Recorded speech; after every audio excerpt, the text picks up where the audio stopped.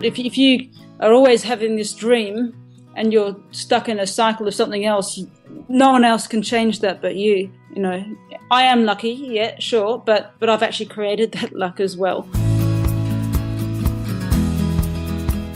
This is the Adventure Sports Podcast, where we talk to athletes, adventurers, and business owners from around the world of adventure sports. Whether you're climbing Mount Everest, starting a bike shop, or getting up off your couch to take your kids hiking for the first time, we want you to have the motivation and inspiration you need to chase that next adventure. The Adventure Sports Podcast is brought to you by Camp Crate, the leaders in fully planned self-guided backpacking adventures, as well as backpacking gear rental. You can check them out at campcrate.net. Before I knew better, I used to carry cans of food into the backcountry like a doofus.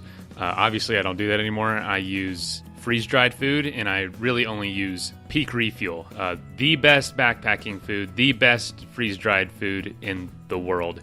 And if you keep listening to the episode, I can show you how to save 20% off an order if you want some.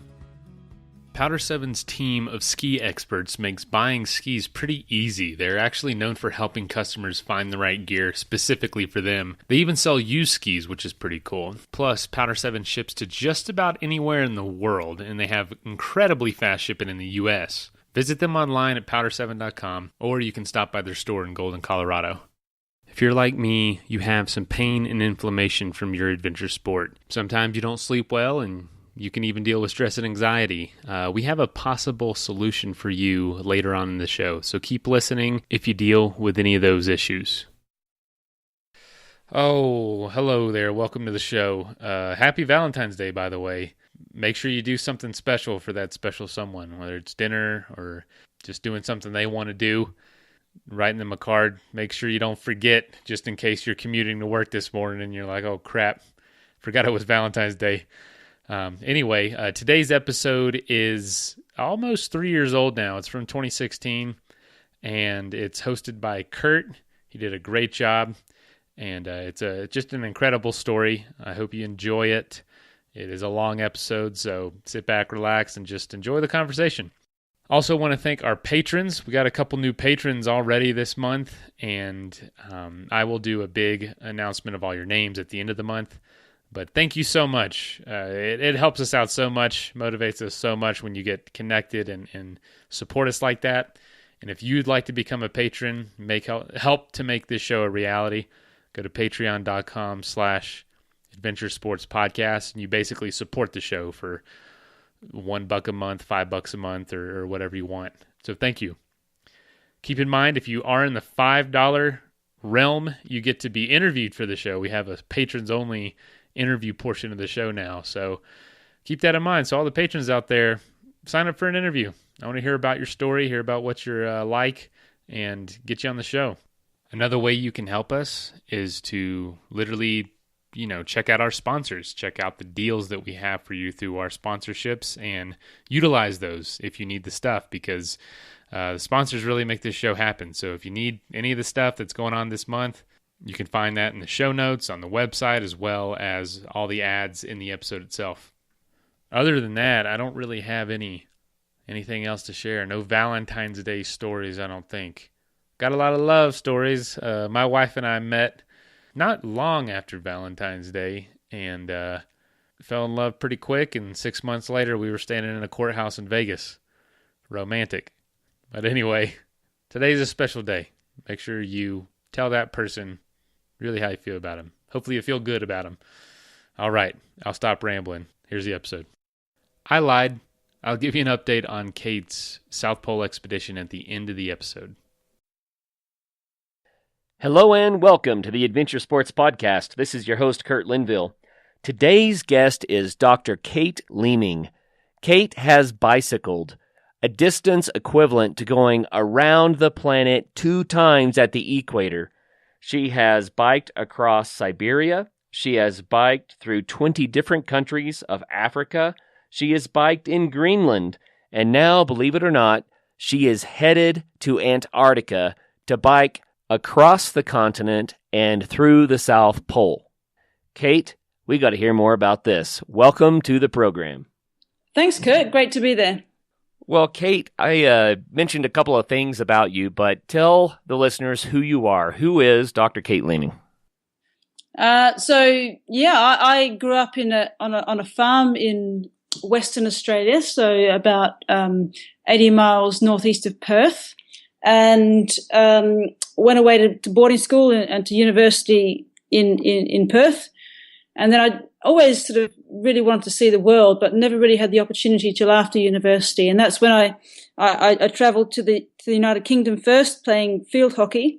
And after that, I did a little cycle journey in Ireland, and I really loved that. And then I planned a bigger journey in Europe, and then sort of little trips led to bigger trips. And over the space of the next couple of years, I cycled about 15,000 kilometres, so I don't know, 9 or 10,000 miles through Europe, just as my personal discovery of Europe. And that's where I really, discovered my passion. So, I just started off just planning things, and then I really sort of found the fact that I really loved the really close connection you make with the people and the land, and I really love the idea of bringing a line on a map to life. And I think cycling tends to give a great sense of place. That means like a perspective of how the world fits together. And so that was my personal discovery of Europe, all the way up as far east as Turkey and all the way up to the Nordkap, the most northerly tip of Europe. And then after that, sort of my sights got a little bit bigger. I got a little bit more ambitious. And at the same time, I met a guy called Robert Swan, who's a polar explorer. He's the first person to have walked both the North and South Poles. And Robert sort of became like a mentor, and really sort of taught me that there was much more value to what I was doing than simply riding a bike. And so from that point on, my major expeditions, I've always tried to create much more value. And I think Robert gave me a lot of confidence as well. So then I organized the Trans-Siberian Cycle Expedition, which was a 13,500 kilometer journey, and I can do that in miles, 8,304 miles, from St. Petersburg to Vladivostok with a couple of extra diversions. And that was aiding the children affected by the Chernobyl disaster. And that was just an incredible journey, because in the US and Australia, it's sort of, we grew up and sort of thinking of Russia or the former Soviet Union as being this sort of communist enemy in a place of mystery. We didn't really know much about it. And all of a sudden, the Iron Curtain came down, and there were no more restricted areas. And so it was an opportunity to really see what was there from, right through European Russia, and then 4 months across Siberia through, more than about 1,000 miles where there was just swamp, where we had to follow the railway line, and just little side tracks along the side. So when they went underwater, there were no bridges, so we had to push our bikes along the railway line. So that was an amazing trip. Other major trips, Australia, as you mentioned. So that was a 25,000 kilometres journey through Australia. So if you went around the edge, Australia is about the same size as the US, mainland US, take out Alaska. To give you an idea, if you superimpose a map of Australia over the top, it's about the same size. So imagine that. But it's like to go around the edge is about 14,000 kilometres, but this is 25,000. So there's actually 7,000 kilometres off-road on very remote tracks up to the tip of Cape York, the most northerly point in Australia, and also like a big triangle in the middle going right through several of the deserts, and including this amazing track called the Canning Stock Route, which I have one of my pioneering family members actually reconditioned back in 1929. So that was the Great Australian Cycle Expedition, and that was about education for sustainable development. So I was looking at how the land needed to be managed and sustained, and I had an education program which was supported by UNESCO there. And then after that, my sights got a little bit more ambitious once more, and I cycled. I organised, it took about 18 months to organise this, the Breaking the Cycle in Africa expedition, which is in 2009 and 10, which was a 10-month journey from the most westerly tip in Senegal, just west of Dakar in Senegal, of Africa to the most easterly tip, which is in Puntland in Somalia. So through 20 different countries in a continuous line without breaking the line of my journey. And this was, I really wanted to show people what Africa was really like, because often, we get fairly negative stories and we hear of, only poverty and war and famine and all these bad things about Africa. And in fact, initially I wouldn't have had the confidence to go through it because we hear these negative stories, especially through the media, but actually I knew other people cycled it. And when I really researched it, I worked out it really was possible. And this was a particularly interesting route. And the reason I chose that route was because, I have a real passion for the importance of education. And I was looking at a map of Africa, looking at the countries most in need of improved education. And I could see this band of countries running west to east through the Sahel, which is like just below the Sahara Desert. It's the shoreline of the desert. So it's this 300-kilometer strip across Africa from west to east. And I started looking at these countries, and then I looked at the reasons why education was such a problem. And then I realized I had to look at all the causes and effects of extreme poverty. And that's kind of how that route was born. And so therefore, the whole purpose of breaking the cycle in Africa was to explore the causes and effects of extreme poverty, but specifically what's been done to give a leg up rather than a handout. So I was really trying to create a story there. So they're my big expeditions, and that's how I got into it. And so each of my expeditions, the major ones, I spend just as much time planning, trying to create a story and to try and create understanding about the places that I travel through and contribute to education. And that's kind of, in a nutshell, what I've been doing for quite some time now. So. Well, Kate, that's amazing. The trips that you've gone on, the things that you've done, the places that you've seen, the people that you've met, I think there are a lot of our listeners who have to be envious right now. And to do it all on a bicycle at a pace where you can really connect with the land and with the people, just must have been a fascinating experience. I think so. I initially chose the bike just because, I'm sort of an athlete as well. And I've done, I'm sort of an all-round sports person. That really appealed to me. But then I've started to sort of not do other things, just kind of make cycling what I do and get really sort of good at that. So each expedition sort of presents a new challenge, and I try and do more with it and try and create more value out of it. So I'm always motivated to see the world and understand how it fits together, but then use that to really inspire others, hopefully, to do the same.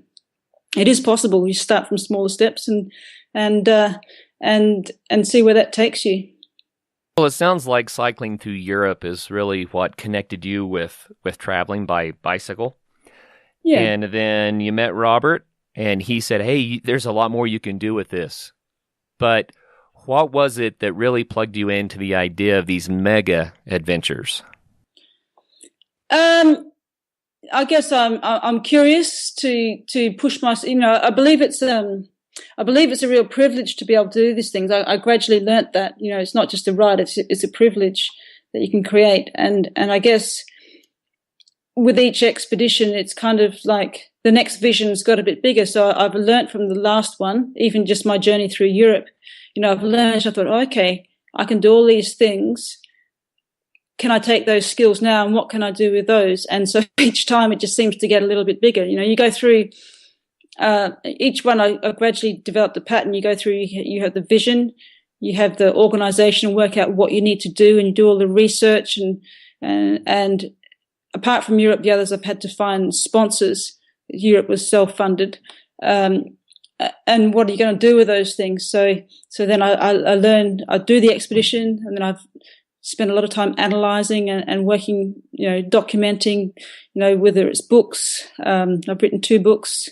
And more recently been doing, films as well. So, each thing I'm actually learning more skills. Start off as being an athlete and a cyclist who's curious and wanting to see the world, but then I've had to develop all sorts of other skills on top of that. So that seems to keep growing as I get more skills. So I look ahead rather than behind, and try and work out what I can do with the best of my ability. Well, it's an amazing life that you've set up here doing these expeditions. Let's dive into Africa a little bit. What was it like to bike across Africa? I think, just getting up every morning and jumping on the bike and heading across. What was that experience like in general?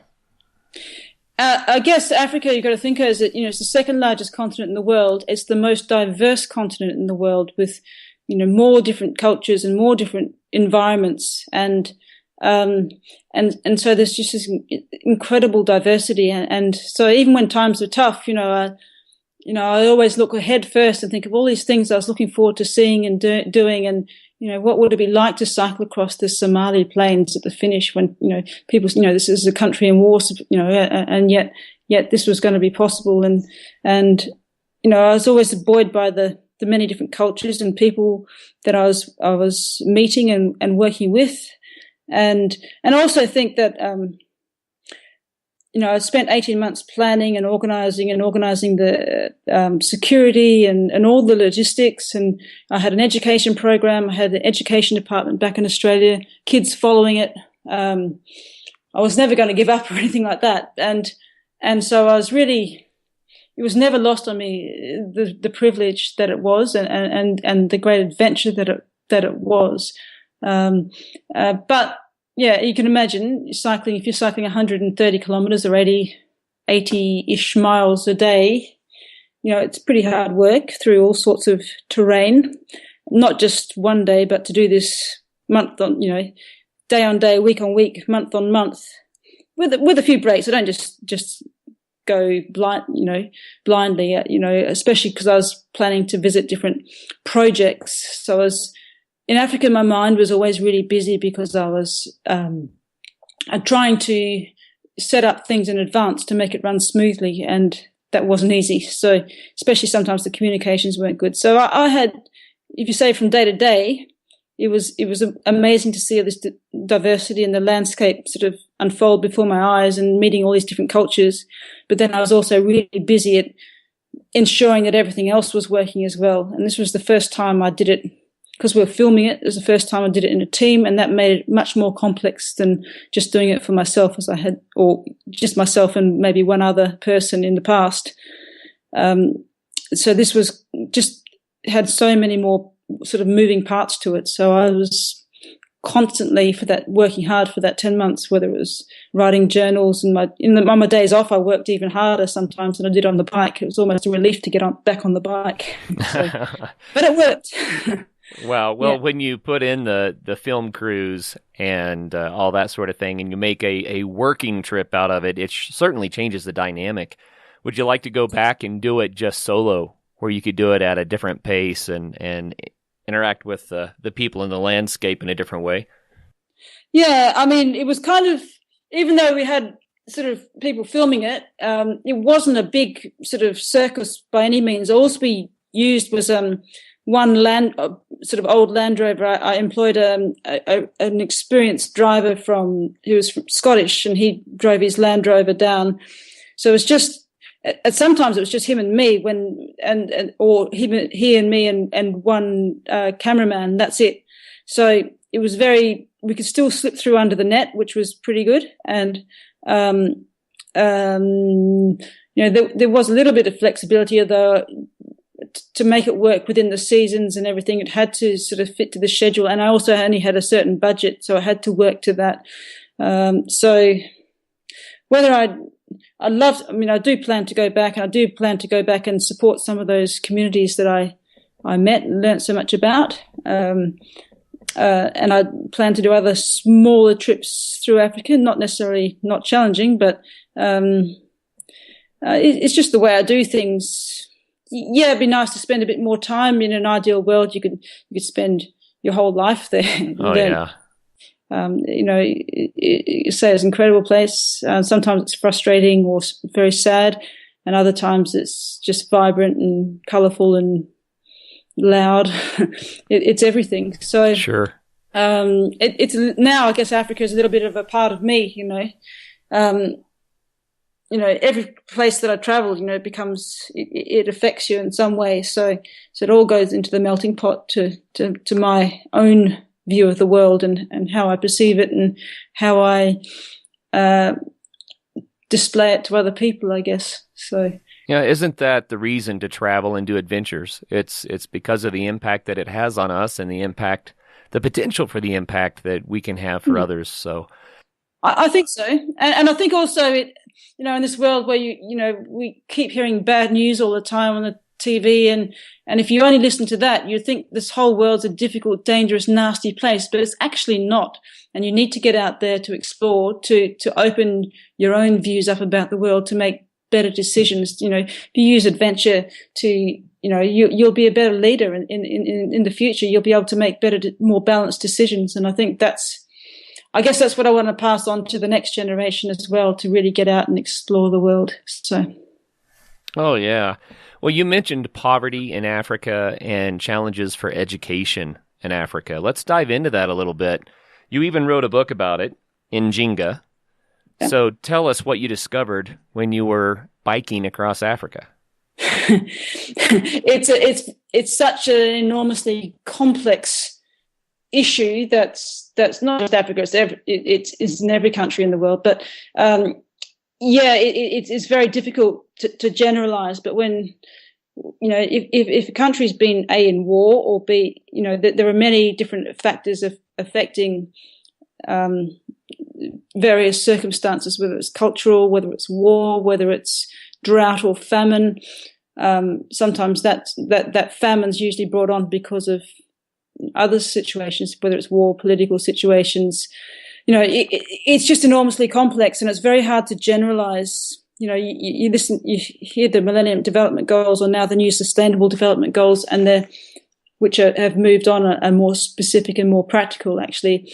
And you want to be able to categorize all these problems into, and that's what I was wanting to do at the start, saying, oh, this is about education, or this is about health, or HIV/AIDS in particular, or all these environmental factors. But actually, mostly it's a mix of all these things. But I guess at the crux of all of that, if you really improve people's education, then they will find their own way out of poverty. In the long term, it's not a short-term fix; it's a long-term fix. And you can pour all the money you like into certain places, but without the local leaders and local community development, and without people being literate and being able to read and write and make their own decisions, and sort of, if it's a woman, understanding the health of, about maternal health, or about how to look after her children, then that's not going to work. So you need to, it's education first. I mean, you've got to look after people's health or short-term things and ensure stability, but then it's really the long term, the long way out of it is really about education, in my view. So all of you know that I deal with some chronic pain, some chronic inflammation in my knees, and it's been an issue with my adventure sports career. But we just had Caleb Simpson on the show to talk about his company, Hemp Daddies, and I'm actually going to give their products a shot and see how they do. I'm going to be using their CBD oil and transdermal cream. I've been trying it out about a week now, and I've actually noticed I sleep better. My stress and anxiety have even lowered a little bit, as well as my knees do feel a lot better. Their products are third-party lab tested. They're made from USDA organic hemp, and they're grown on a family farm right here in Colorado. If you'd like to give it a shot yourself, go to their website, hempdaddies.com, and use the code ADVENTURE to get 10% off your first order and free shipping. And I will keep you in the loop about how it does for me. So buying ski gear can be a pretty daunting process, especially when it's online, but PowderSeven made that process incredibly easy. They live by their mantra, which is skiing for all for skiing, by being completely dedicated just to skiing and encouraging anyone and everyone to participate all year long. It really doesn't matter if you're looking for your first pair of skis or looking to round out your quiver. They have literally thousands of skis in stock, new and used, so you can get a really good deal. A team of ski experts to help you find the perfect ski for you. And they stock every brand you can imagine. And not only skis, but they have everything else you need, whether it's a helmet or goggles, apparel, boots, bindings, poles, literally everything. The only thing they really don't get you is a lift ticket. It's crazy. So you can visit them online at PowderSeven.com or stop by their store there in Golden, Colorado. But make sure you give them a shot before trying anywhere else for your ski equipment. This morning when I was eating my breakfast, I was thinking about how fascinating it is that people used to spend the vast majority of their time gathering food or hunting and trying to provide just food for themselves. And then you look through the history of the human race, and we're at a point now where we mass produce our food. We have distribution and delivery systems where the food can travel all over the globe. And we even have government systems that buy food from the farmers because there's too much of it. Yeah. And then you go places like Africa and other places around the world where people literally are struggling for the next meal. And I just think it's a strange system in our world today that we can mass produce food and produce more food than the world needs, and yet there are people who are still starving. Yeah, there are, because of all those other circumstances in between. And, even if you go to, say, Ethiopia, a lot of that land is unbelievably fertile. It's incredibly fertile. Yet you can have a famine in one part and you can have plenty in another part because there's no distribution. The government's, although it is moving forwards, I guess, and it is encouraging businesses, and there's quite a lot of business coming in there. But it's just somehow it's just not coordinated, and so you have both. You have this famine in one part and droughts or and floods in another part, and plenty of food in other parts, and people disaffected in different areas, and other people that are really happy and moving forwards and changing fast. So many countries that I noticed, it happens. It's varied a lot just in the one country, not just in the whole continent or the whole world. Yeah, I think it's up to, if you can get political stability and good systems developing, then those problems will start to dissipate. Say in the US, where you have certainly farmers are subsidized for food. They're not in Australia actually, but in the US or Europe, you get lots of farm subsidies. You get people paid more than the food is worth, or you get the other way around this is happening in Australia too, where for a farmer to survive, they've got to have more and more land and produce more and more, just so there are fewer farmers because they have to have more land. And so, as you say, it becomes more mechanized. But then I don't know if that's totally the way of the world, because all that food in that situation has to travel. It has a lot of air miles. It has to travel a long way. In Europe, they argue about sometimes, bananas should be 5.5 inches long and not too bent. What's that all about? That's an example that just makes me laugh a lot. It's not that important in Senegal. Right. And in fact, in Senegal, I saw onions that are produced in Holland, in the Netherlands. And I was going, what's this all about? These people are trying to make a living. They've got fertile or good enough land, but because of bad management, the Senegal River's the flooding system's been messed up, and the traditional farmers are not able to produce. They've lost their crops, and they're getting food in from the Netherlands, and it's just all wrong because it's mismanagement in that situation. So it's a complex world, and it's not a simple thing, but if communities learn to produce enough food for themselves, but then also be able to understand how to store things and how to do the banking right, it's not just one thing. It's bringing everyone up to speed, and then they'll look after themselves, I think. I like what you say there. It's not just one thing. No, it's not. Yeah, I believe people often want to, what I call, pin the tail on the donkey. They want to say, this is the reason. This is what the problem is. If we could just fix that. But these issues are more complex. They're localized, they're regional, and they're global. Totally. So in Africa, you see where people are thriving and doing really well, it tends to be where they've got really good community leaders, and it tends to be where the women have a higher status. So you educate the women, and then suddenly educated women have a smaller families that tend to be healthier. They look after them. They get those families get better educated, and they tend to have an income. So that, educated women tend to have more of an income, whereas and so that they tend to plow more of what they earn back into families, into their own families. Like I heard some statistics, for example, the men tend to put about 40% of what they earn back into the family. The women tends to put 80% of what they earn back into the family. So if you educate the women especially, and you have good community leadership that understands why it's important to educate everybody, not just girls, but boys, both, everyone, then those communities are stronger and they tend to do better. Each community is like a cell and does better, then you'll tend to have a healthier country or healthier world. Well, that kind of brings us full circle then back, to adventure travel and all that you learned and the perspectives that you gained and the awareness now, because you've done these major expeditions. People want to hear about it, and that allows you the opportunity to create awareness about the issues that are going on in various places around the globe, and that's a beautiful thing. I think that's a really neat, large-scale reason to be an explorer. Yeah, I mean, there is real purpose to that. I mean, I guess growing up, I was, you tend to go through the system. You go to, primary school, secondary school.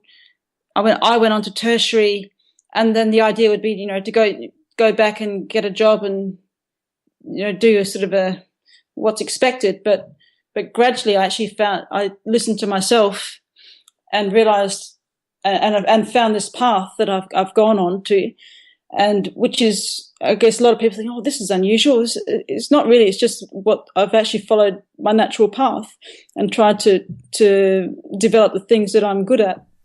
And then in the process have to develop a few things that I'm not good at to get through. But it'd be cool if people could not not conform, but just to listen to their passions and try. Because if you're passionate about something, your life will be much more fulfilled if you follow that, and you will be productive even if it's a less usual path. So to be able to share that and to be able to use that to inspire other people, I try to only educate people with what I feel I'm qualified to say, but it's really up to others to go out and make those decisions themselves. I can present the information and I can give a few opinions, but then it's up to others to run with that and to go out and find it out for themselves, and then they'll have their opinions, which may not be the same as mine. Sure, you bet. So your book, Njinga, that's Njinga. Njinga talks a lot more about this Africa trip and these challenges there. Yeah, well, I had this vision, we're saying we wanted to put poverty sort of into certain reasons for it, and there certainly are very broad reasons for it, but then it's kind of much more complex than that. So Njinga is my attempt to talk about a journey to give to display Africa in a realistic perspective. So there's always a way through as well. It's a positive story of hope. Actually, the word Njinga means bicycle in a Zambian language, and it comes up in the story when I'm introduced. It was a World Bicycle Relief Project, and I was introduced to a lady called Emma who had AIDS, and she thought she was going to die. But this woman had just the most incredible spirit, and she was diagnosed and cared for, and she's now got another productive life. And sort of when I went in and sat down with her, I didn't know what was wrong with her. And, I was introduced and said, I've cycled 17,000 kilometers from Senegal and I'm in Zambia. And it kind of blew her mind. Mm-hmm. And she's just, if you get to see my film Ginga, and there's a TV series just about to be completed, you'll see this wonderful woman, Emma, and that's where Njinga comes from. And so I thought it was kind of really at the heart of it, this incredible spirit of this strong woman who's looked at death in the face, come back, and she's just, she's got a family and a meaningful life, So she had a new lease of life, I guess, and so that's why the book's called that. And Njinga also means it was a 16th century Angolan queen who repelled Portuguese colonists for 40 years. That was a fluke that I found that out, but it's actually the same word. So it was kind of a nice double meaning for the book. So it is about trying to give a really good cross section of Africa in 2010, and to inspire people to go and see places for themselves and to step in there and understand, and really sort of our job is probably to help facilitate people in those communities to run their own lives as we do, not to rule or to, you can't just give people stuff. You've got to actually present an opportunity, and these people will run with it. They do. They're incredible. So, trying to give a realistic perspective of Africa. I love it. 20 countries out of 54, but still, it's a pretty good cross section. It's fascinating that you've had the opportunities to look and to see and to do. And if someone wanted to follow their own passions, as you mentioned, then how would you recommend that they get started? I mean, maybe it's not bicycling across Africa or Australia, but people have dreams and passions, and what can they do to bring those things to fulfillment? Well, I think they have to be brave enough to trial things themselves. There's no other way to do it. If you are always having this dream and you're stuck in a cycle of something else, no one else can change that but you. I am lucky, yeah, sure, but I've actually created that luck as well. So, you've got to, I started with something small, and I didn't have the confidence or didn't know what I could do on a bike. I had to explore to find out what that was. So I think whatever your passion is, you've got to make some steps. Just have a go. And even if it doesn't work, you've tried it. Otherwise, you'll always be wondering. So you've got to make those first steps. It's as simple as that. And think about it. It doesn't matter. Sure, think about it and then try it. And if it doesn't work, go back and readjust your plans and then try again. I have found, Kate, that getting started might be the hardest part, but if you dedicate even 15 minutes a day to something, then over time it grows and it builds momentum, and things that seemed out of reach become much more achievable just because you took action. 15 minutes a day. Whatever it is, it depends. I mean, everyone's needs and wants and passions are different, and you're dead right. And, I couldn't have thought of cycling across Africa or what I'm planning to do next in Antarctica. I couldn't have ever thought I'd be able to do that. I didn't have the confidence, and I was affected by the media around me. Africa's a difficult place. When the first time I was cycling through Europe on my own, and when my family found out, they were scared. I wasn't. Right. I was cool because I suddenly realized I was in control of all of this, and it was great. But I started with a friend. Maybe that's another thing. To start with someone else and share that with someone else to start with, and work that way, and you learn from each other as well, and you share those experiences, and that can also be useful, having a partner in doing something. Someone who's compatible, has similar aspirations. Otherwise, it doesn't work. Oh, yeah. No, I think that's critical, is that if you get people involved who provide encouragement and accountability, and you can do the same for them, it helps so much. Yeah, I mean, it is about leadership, really. It's self-leadership first. So if you learn what you can do, and you learn, and you can pluck up the courage to take those first steps and just do something, even if it's a little trip. If it is cycling, go out for an hour, try that, and you try a bit more and try a bit more. And I was approached the other day to mentor someone, and this girl's into birds. She's a biologist and a research biologist, and there's these little tiny birds. I can't even remember the name of them at the moment. It's escaped my mind. And they live on the 80-mile beach in Western Australia, up in the Pilbara region in the northwest. And every year they fly all the way to northern Siberia and back. And they're tiny. They're about the size of a little chocolate biscuit. That's a Tim Tam. We call them Tim Tams in Australia. and she's got this dream to learn how to fly an ultralight plane. And she started those lessons now. And she's going to do a trip in Australia first from between Melbourne and Broome, and so sort of around the coast and up to that northwest corner. And then eventually, like, she's given herself 6 years to do this. She wants to mimic the flight path of this little bird, to go from 80-mile beach in the northwest of WA. And the bird has to fly, I can't remember all the statistics, but it has to stop many, many times because it's only a tiny little bird. So her little ultralight has to stop many, many times in this flight path all the way to the north of northeast Siberia. Cool story, but that's her dream. And she's got this dream, and it's a really cool dream, this idea.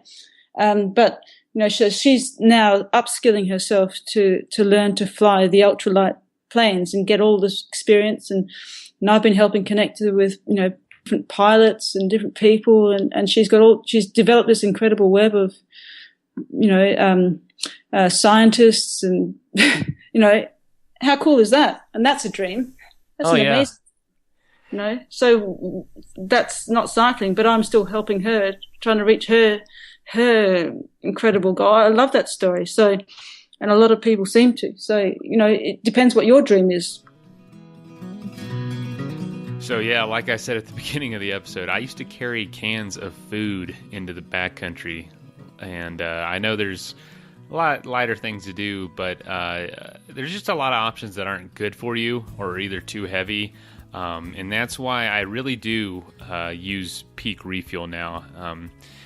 They're a new backpacking food company, and I say backpacking food, really it's just freeze-dried food that you can use for anything. I've actually eaten it for dinner before with my family because it's real food. It does not taste like backpacking food or hunting food or something that you're only going to eat in the backcountry. It's delicious, high in protein, nutritious. It is going to refuel you. It is filling, huge portions.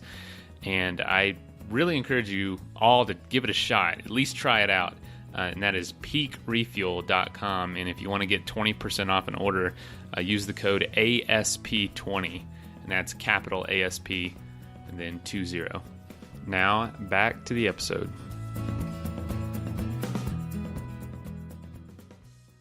I love the way that our modern age has provided so many opportunities. Before we started the show, I was thinking about the explorers that, you know, first tried to get to the South Pole in Antarctica, or the explorers that first tried to circumnavigate the planet, or you have the Amelia Earharts, right? People that, as technology makes it more possible to do things, then there are a greater variety of things to do. There aren't many places left on the planet where you can be the first person there. But you can be the first person to fly the ultralight from Australia to Siberia. I mean, that's a cool story, but also the world's constantly changing. So when you know, we know every corner by satellite, really, but that's not experiencing the world. Exactly. So exploration can be all about exploring different cultures and things which you can't do by satellite. You know, it can be all. There are so many challenges still yet to come. We still, you know. How much of the ocean floor do we know? Not that much, to be honest. So, you know, my journey across Antarctica won't be groundbreaking in terms of the actual route, but I'm doing something pretty cool. So I've got, you know, this very special technology that's you know, brand new and totally developed for my expedition with this all-wheel drive polar bike. You know, we've had a couple of versions of it. It's doing pretty well. You know, there are other there are other things that you can do. There are many challenges out there. You just got to use your imagination a little bit. Well, let's talk more about your Antarctica trip that you have planned. Now, you've been planning this trip for some while, and you're doing fundraising to get the funds necessary for the expedition. But give us the details of what it is you're trying to accomplish there in Antarctica. Yeah, so the expedition is called Breaking the Cycle South Pole, and the plan is to make the first bicycle crossing across the continent, so across the land of Antarctica via the South Pole. So it's about 1,800 kilometers, which is, at a guess, about 1,100 miles, not sure, miles, something like that. It's probably a journey that would take around about 6 weeks. So for me, compared to everything else, that's quite quick, but obviously this is going to be intense. I've had this vision for a long time, but to move on it, I've got no experience in extreme cold. I'm very good at the extreme heat. So I've had to, and Australia's not the best place to get your extreme cold experience. So right. I've had to organise so far a couple of expeditions. The first one was up in Spitsbergen, which are Norwegian islands, well above Norway. They're about level with the top of Greenland, so about almost like 80 degrees north. And the first trip I did out there, testing the first of my all-wheel drive fat bikes made by Steve Christini, who's based in Philadelphia. And with me, I put people around me that are experts now, because this is going to be it's an expensive expedition. It's probably a one-off expedition for me. So therefore I have to get all the skills, and those skills I don't have, I have to have other people who can help me develop them or can support me so that I can do what I'm good at. So I had probably Australia's best known polar explorer, Eric Phillips, as guide up there in Spitsbergen. And then I've got a very top filmmaker, Swiss filmmaker, Claudio Bonplanta, whom, if you ever watch Ewan McGregor and Charlie Borman's motorbike journeys, long way round and long way down, Claudio was the third motorbike rider who made the films. So that's great. He's very, very well known for, but he does a lot of really incredible stuff all the time, all around the world. Most of it's very hard-hitting. He's just got back from Iraq. He's been in Kurdistan for a while. He's been working with a Kurdish journalist on and off for 20 years, and he's been going back there, and he's just got back last week. So I've got Claudio with me.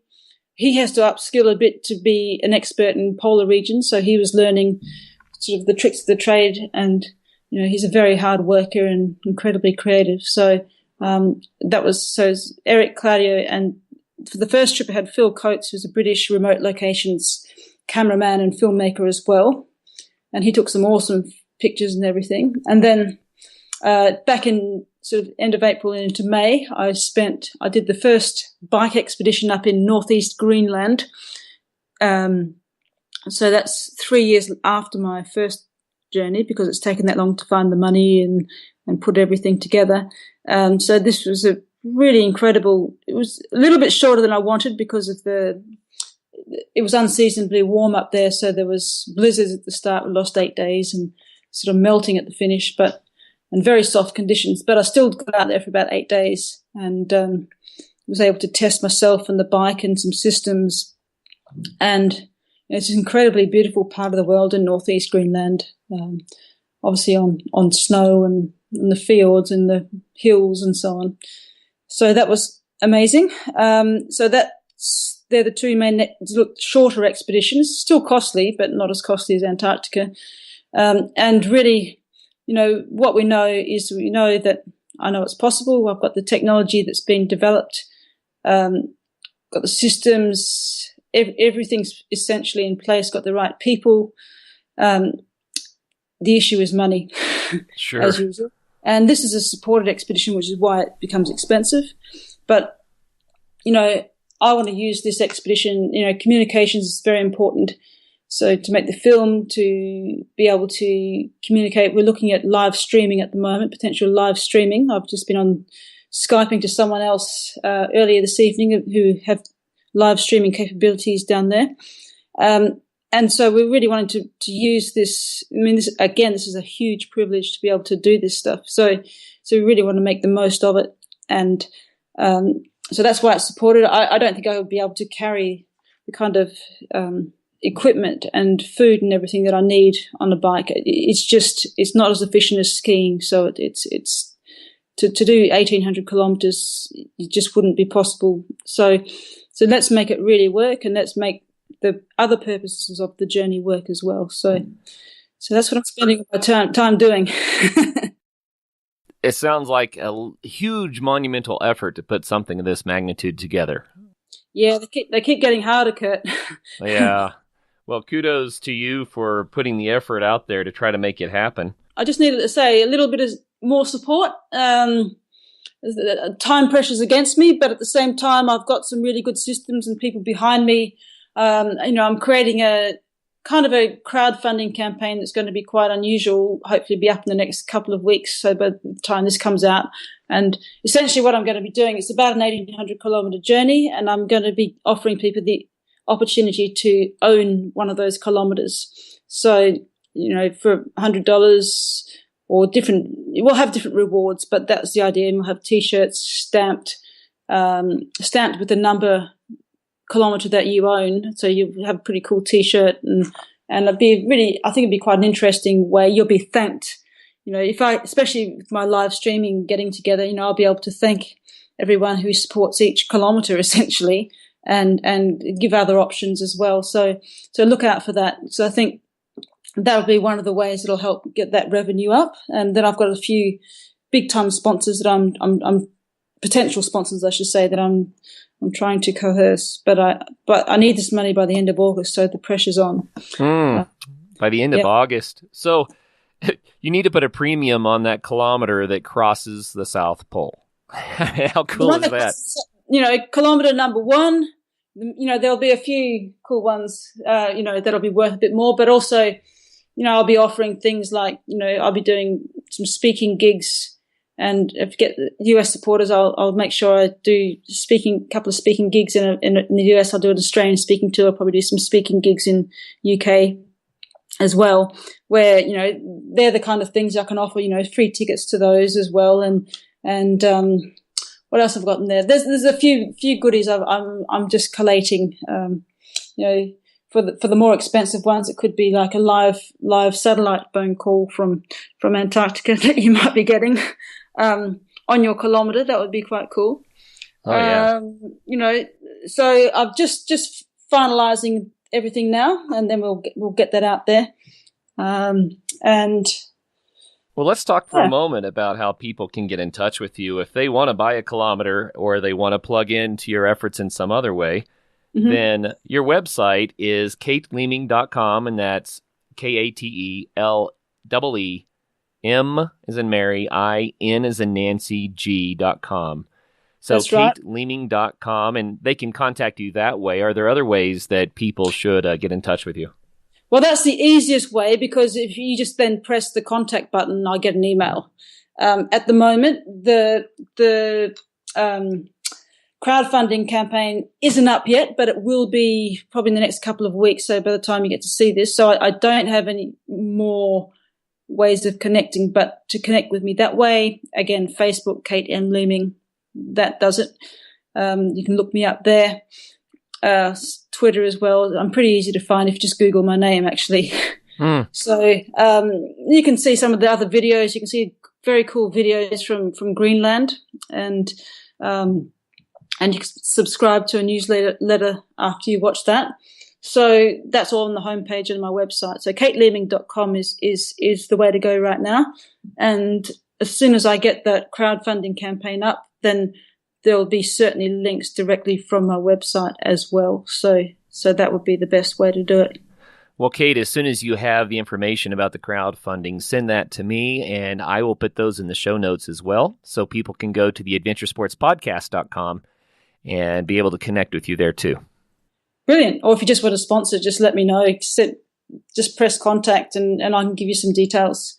So the internet makes it easy. We can connect globally, which is very cool.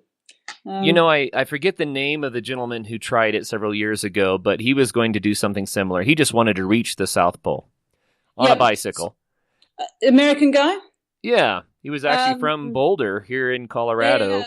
Oh, God, his name. Oh. But what happened to him was that the snow conditions got too soft. Yeah. And he had to make the decision, I'm going to run out of food. Yeah, and he was in tears, poor guy. Yeah, and so he had to turn around because he thought he didn't want to be rescued. He says, "Yeah, I could have made it to the South Pole. I couldn't have made it back again."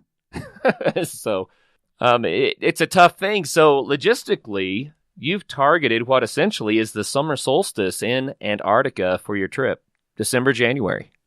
That's when you have to do it anyway. There's no other chance of doing it. And yes, there will be soft conditions, unlike this is very annoying because I know who he is really well, and his name's escaped my head. Because I was watching him.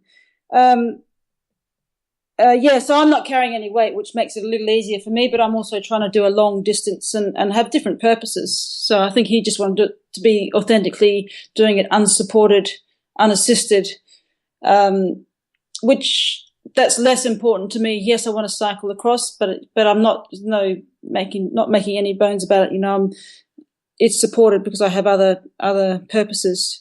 So let's talk about your support crew for a moment. What does that look like? Were you talking about snowmobiles, or how does that work? No, we're talking about one support vehicle from Arctic Trucks. So it'd be a 6-wheeler Toyota Hilux. These guys are they're an Icelandic company, and they are the absolute experts in polar driving, and they do it all like every year. You know, they've done these routes many, many, many times. So, you know, I'm not going to be riding in their tracks or anything like that, but it's more about making sure that we can carry all the camera equipment, communications equipment. And I say I don't intend to be carrying anything more than just sort of emergency survival stuff on my bike, you know, and a bit of food. And, you know, if I get separated, then I'll also, you know, down clothing so that I can whack that on as quickly as I have to stop so that I don't get cold, and a bit of food and sort of emergency beacons and things. That's all I'm carrying, and probably tiny cameras. That sounds so fascinating. What temperatures do you expect to encounter down there? Towards the coast, it'll be a little bit warmer, but, you know, around about -15-ish, I think, lower. But Antarctica's at quite an altitude, so it's around about 3,000 meters, just under. So whatever that is in feet, probably about where you are right now in Colorado, I would have thought quite similar. So what it means is that as you go up onto the plateau, then it gets colder. So temperatures up there probably average around -25 to 30. It is possible that they could go down to about -40, but I don't think it would stay down those temperatures for particularly long. If there are blizzards, they tend to last no more than 3 days. So you have to make decisions, as you know, especially with things like visibility, to whether you keep going or stop, and ride the storm out. So yeah, it's lower down. It could be -15, -20 at worst, maybe. I'm talking Celsius, of course. Yeah, but certainly wouldn't be. Well, -30 starts getting cold.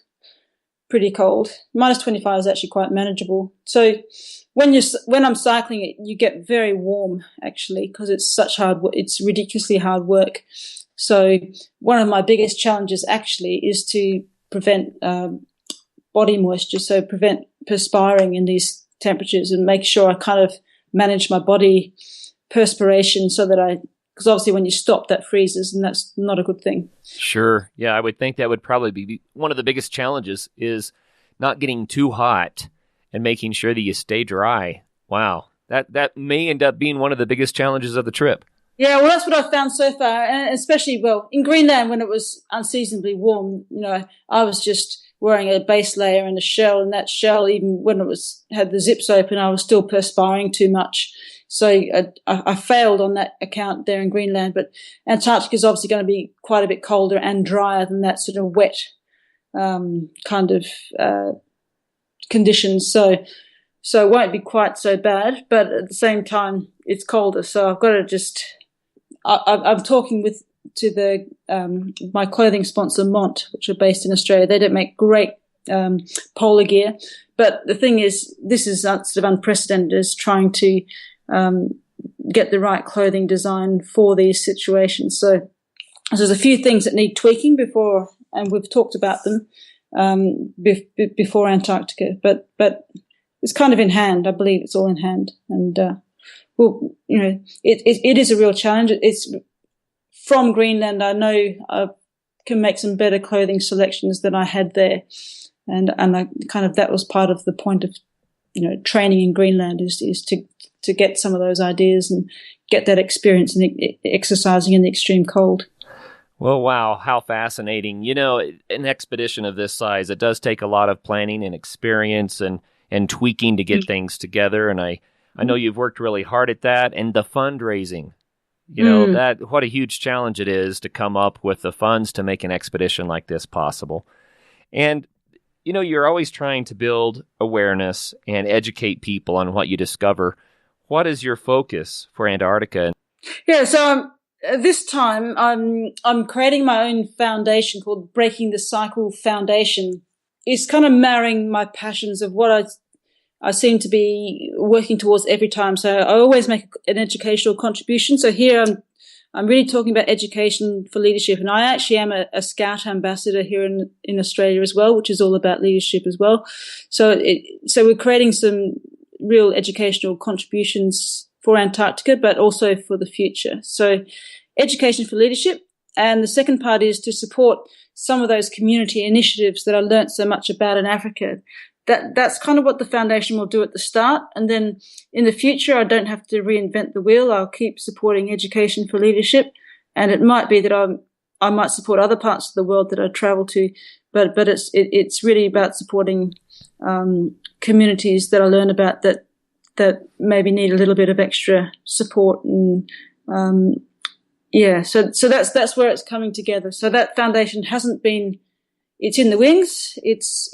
I've got some people to do all the legalities. It's kind of there, but I haven't done it yet because I just need to get that funding. The big focus is getting that funding first. Sure. And the foundation, that's something that'll stand me instead for the future so that I can continue to, I don't have to align myself with other organizations. I can choose who I support and I can collect donations. So I will be collecting support during the Antarctic journey for those purposes.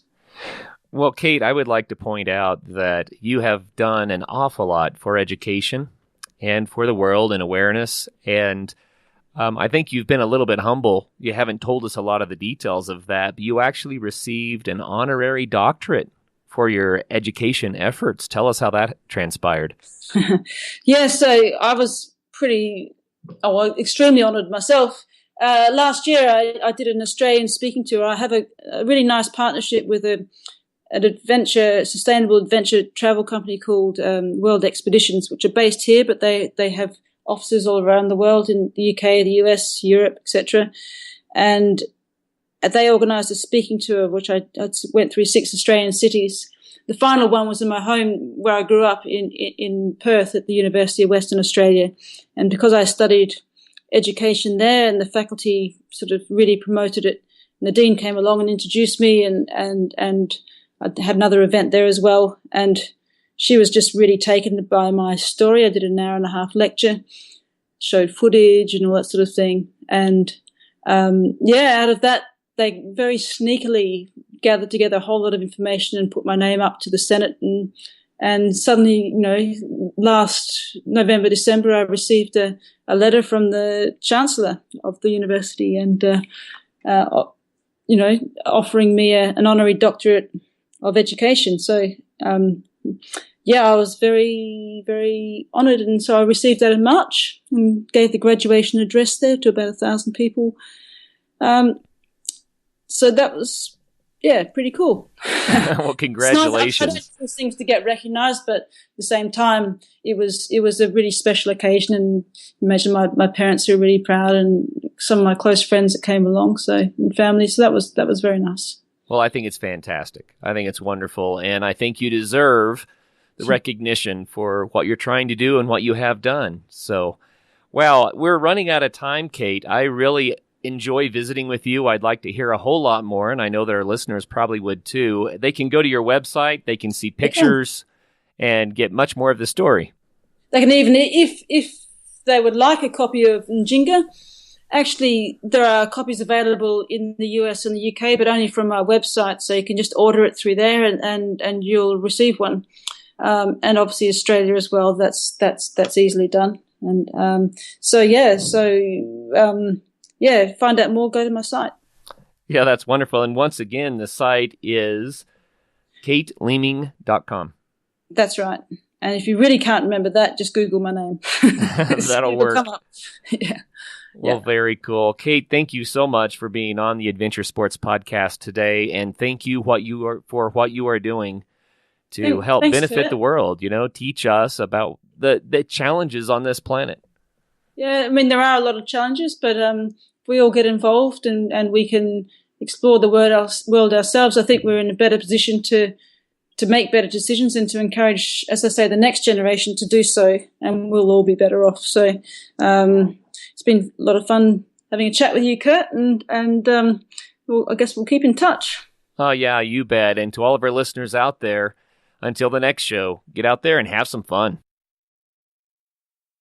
So plans have not gone well to plan in the last few years for Kate with sponsorships and some other things. But actually 2019 looks like the year she's going to do this. So we're going to keep in touch with her.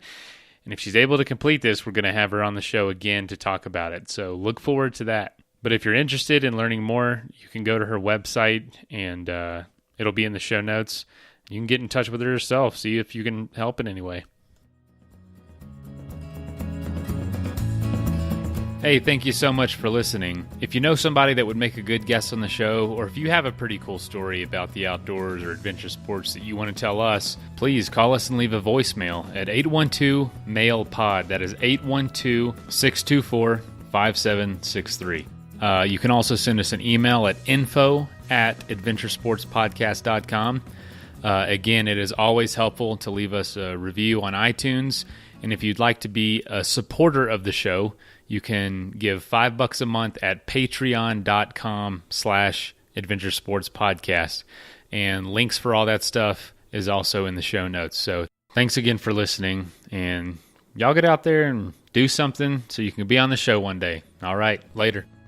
Also, don't forget, if you want to save 20% off the best backpacking food on planet Earth, go to peakrefuel.com and at checkout, use the code ASP20. So now in their 12th season, PowderSeven is setting the bar for ski retailers everywhere with their personalized service, wide selection of skis and gear. Visit them online at PowderSeven.com or stop by their store in Golden, Colorado. Also, don't forget, if you're dealing with inflammation, pain, stress, anxiety, lack of sleep, do some research and check out HempDaddies.com for CBD oil and transdermal cream. And use the code ADVENTURE at checkout to save 10%.